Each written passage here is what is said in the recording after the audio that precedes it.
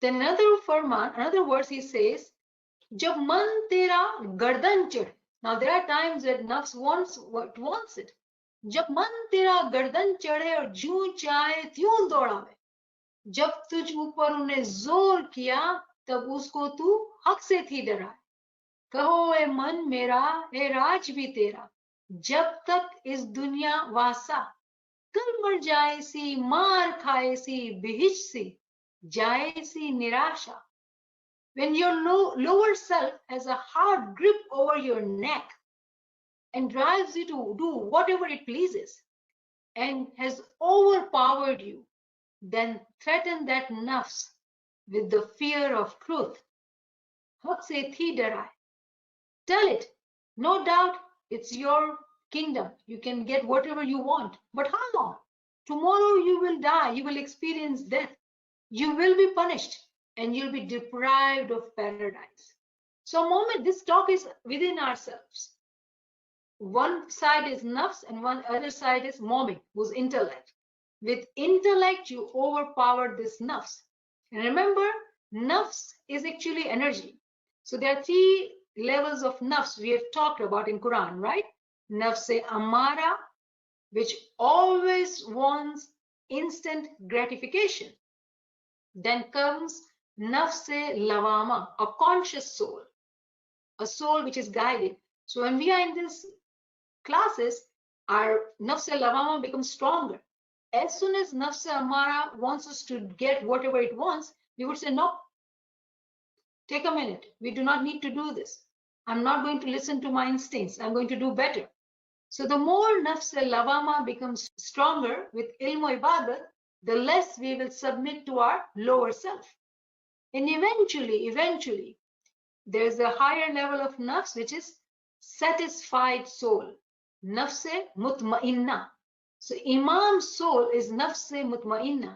So the moment's journey is to transform the nafs-e amara to nafs-e lawama, and then the more you stay consistent with nafs-e lawama, the stronger you become. And it's a process, it's a practice. Day by day, one by one, you become stronger and stronger. Haq se thi darai. Now what is haq? The truth. The truth is, we all see people die. When you die, there is hereafter. There is hereafter, and we will be presented in front of Imam. Do we want to be with Imam or away from Imam? So whatever we do in today's world, it is going to help us in hereafter. Ye dunya akhirat ki kheti hai. The reason we have come to this world is to earn for the hereafter.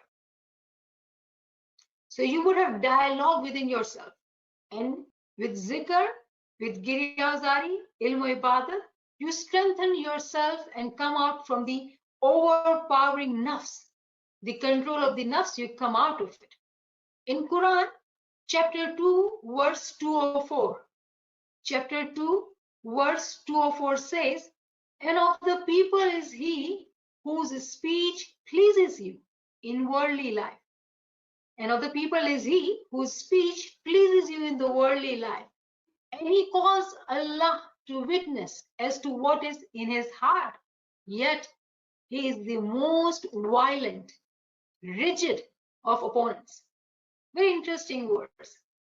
Meaning that we can take example of anybody, a person, a friend, a family member, or our own nafs, in whatever context we are in our lives, because each individual has a different situation in life.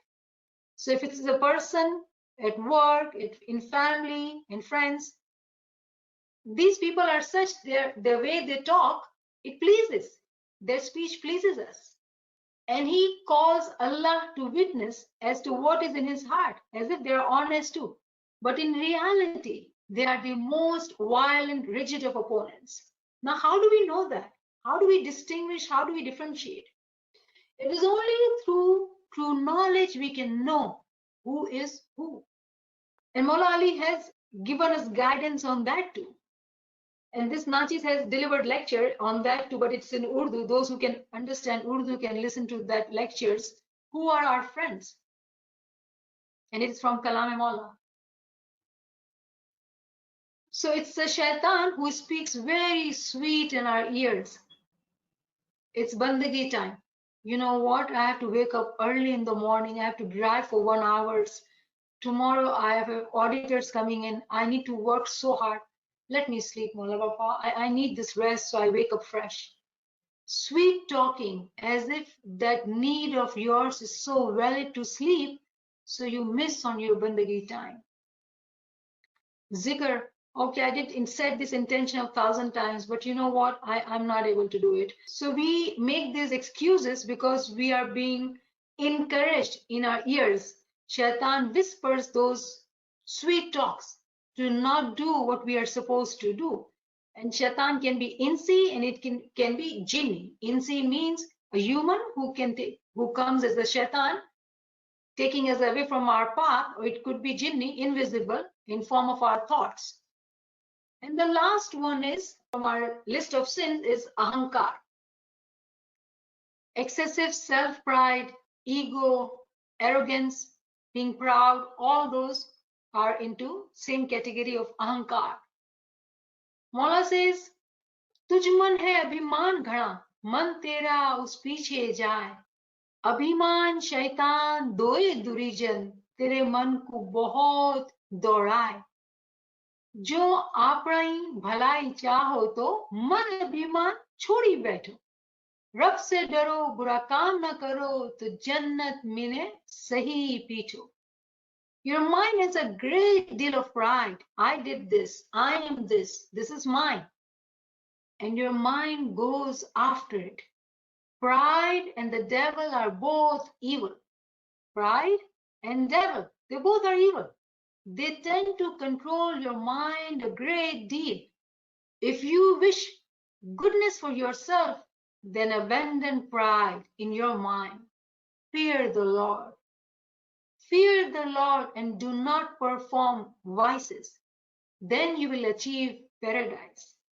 A moment has to be very sincere in his desire. There's no pretension. Moment doesn't pretend. It is what it is. So the focus is his paradise, his imam. If truly we are sincere in saying that we do love our imam and we want to be one with our imam, then we need to fear Maula Baba. Because if he gets displeased, we will be away from him. So do not perform vices. Then you will achieve paradise. So being proud, pride, arrogance, ego, they are all, these words are kind of used interchangeably, they're interrelated, but it is only in one's heart. We know in our heart, how do we feel?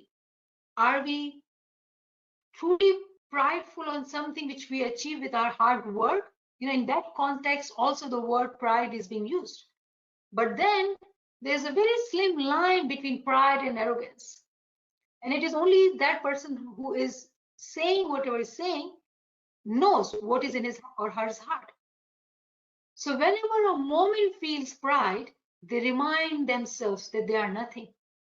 They are nothing, but it is all mercy of Mawla that they are able to do what they're able to do. They have to keep grounding themselves, reminding themselves that they are nothing.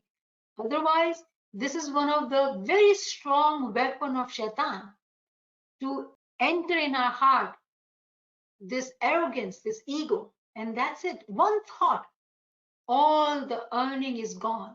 So Momin stays very conscious of this, stays in humility. In worldly situation, it can be very hard for a humble person to be understood in a right way. People may underestimate, but you know what? It does not matter if the worldly people underestimate you. It is Imam who is caretaker of everything and anything. So in this worldly, we have superficial relations, superficial showing off. Those people, those friends, those family members are not your friends. And that I don't say it, Maula Ali says it. If you were to read Kalam-e Maula on friendship, Maula Ali says it. So it is very important for a moment to be humble the whole day. Then only on 24th hour, that humility which he has practiced all 23 hours will help him. And humility cannot be there if there is a pride arrogance or ego. A humble person has to be humble all the time. Hakiki ilm, true knowledge, teaches us to differentiate between humility and arrogance. There's a Quranic verse, chapter 2, verse 86. It says, those are the ones who have bought the life of this world in exchange for the hereafter. Those are the ones who have bought the life of this world for the hereafter. So the punishment will not be lightened. So the punishment will not be lightened for them, nor they will be aided. They will not get any help, and their punishment will not be lightened. Now, what does punishment means here for us, for Ismailis? To be away from Imam is the biggest punishment for a moment. I'm sure we all have heard that example, that there's a 100-floor building. On 100th floor, Mawla is there. Do we want to be on 98th or 99th floor or 100th floor? I'm sure all of us would say on 100th floor with Imam. Now imagine if we are not careful about these sins, we are on the first floor, second floor. And in physical life, we were with Imam, following Imam, and we did not follow in true sense. And when we go hereafter, we see we are ourselves on the first floor, meaning that we have not climbed those ranks which we were supposed to climb up to be with Maula Baba, to be fanail with him. If not in lifetime, at least after death. But a moment is seeking that fanayat during the lifetime. Mutu kabla anta mutu, meaning die while living. And to die is to have no sins. And it is possible. It is not impossible. Imam would not put a test on us which is impossible for us. The test Maula has put upon us are those which we are able to deal with. So let us check our pulse. Today we check our pulse because Imam has said that before you go to bed, you need to check your pulse. What did you do today? So each one of us today, we need to check our pulse.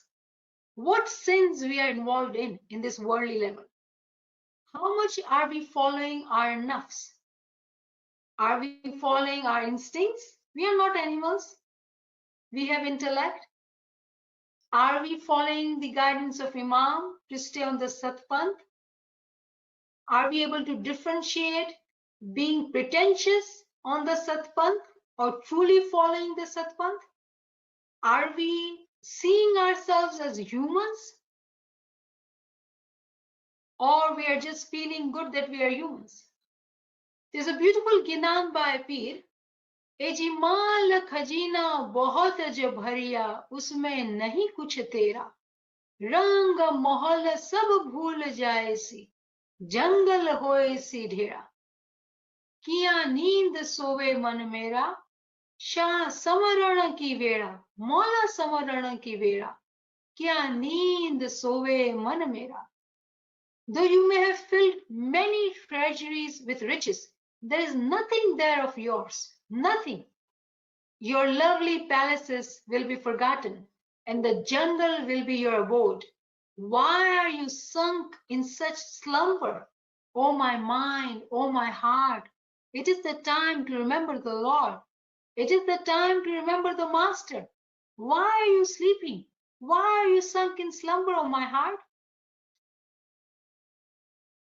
इजियारे संसार sucker है झूठा मत जानो है मेरा छोड़ो भरम तमें ब्रह्म विचारो तो खोज अंतर घट तेरा. You don't have to go anywhere else. Khoj antar, go within you. This all we are talking about, it's not for somebody else. It's for me and me only. So each individual has to look inside. We do not look next here or there. We don't, because that's judgment and that's sin. So all these practices we are learning, it is to khoj antara ghat tera. What is inside me? If my inside is filled with sins, wisdom, the light of intellect, the light of Maula Baba will not be there because there is so much darkness. and each one is responsible to remove that darkness. So we all can together get to the next step in our journey. Then P says, Eji jyot prakash lije ghat andar, gur bina ghor andhera. Kahe pir galmali shah samarana kar le, samaj man mera, kya neend sove man mera. Take his light and radiance into your heart, for all is pitch darkness without the guide. For all, it's pitch darkness without the guide. Pir Ghulam Ali Shah says, practice remembrance. Understand this. O my heart, understand this. Chapter 4, verse 74 in Quran says, so let those fight in the cause of Allah who sell the life of this world for the hereafter. So let those fight in the cause of Allah who sell the life of this world for the hereafter.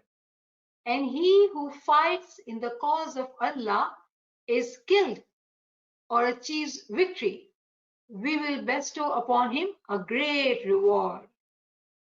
Now, which life we are talking about?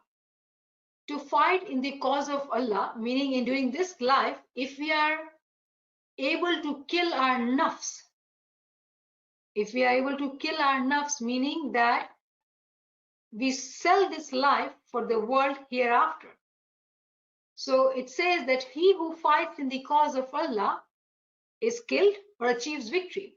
Either he dies, this is the death of a nafs, mutu kabla anta mutu, and he lives in this world as a victorious. But let's say if a moment goes and he physically dies, he finishes his journey at the death, then he's one with the Imam and he achieves victory there. The beauty is when we are living and we are able to see that we are one with Imam, and then we enjoy this world. What a beautiful reward would that be? That's the target of a moment. And when we had done on the top, we had mentioned, we'll talk about later, what is the reward of Allah in chapter 3, verse 14. The answer is in the next verse, chapter 3, verse 15. It says, shall I inform you of something better than that? Like if you're not living the life of sins, following, listening, obeying, spending in the path of Allah, then what will be given to us? It is said, answer is in chapter 3, verse 15. Shall I inform you of something better than that? For those who keep from evil with their Lord are gardens underneath which rivers flow, wherein they will abide. So we'll be living in the gardens. Underneath there'll be rivers, flowing rivers, and pure companions, pure spouses, and contentment from Allah. Allah is seer of his servants. Allah is seer of his servants. Whatever is in our heart, he sees it. Pure companions. The word here, if you were to look at the Quran, I hope some of you have Quran in your hand and some of you are making notes because we are studying Azwajum Mutahharat, meaning purified spouses. When we say purified, meaning they were not pure, but then they were made pure. Purified spouses. Now, who are we referring to here? If Imam is Marde Mutallaq and we all are Naris, we are the ones who are making ourselves pure. When we are pure and we are one with Imam, who are we? Purified spouses. So we have to purify ourselves to be able to be at that level, to be companion of the most pure and have the gardens with river flowing underneath. So there are three kinds of purification. The first, we all know, the lowest is physical. We all know how to get cleaned and pure. Then comes the spiritual purification. And the highest is of intellect and knowledge.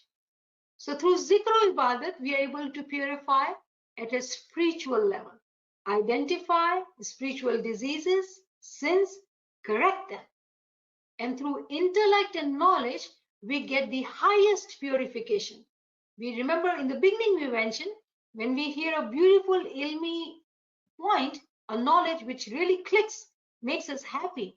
It's in the brain, but the happiness reaches our heart too. So the highest level of purification is of intellect, getting away from the ill concepts. Hakiki Momin, a true Momin, are purified in the same order, physically purified, spiritually and intellectual.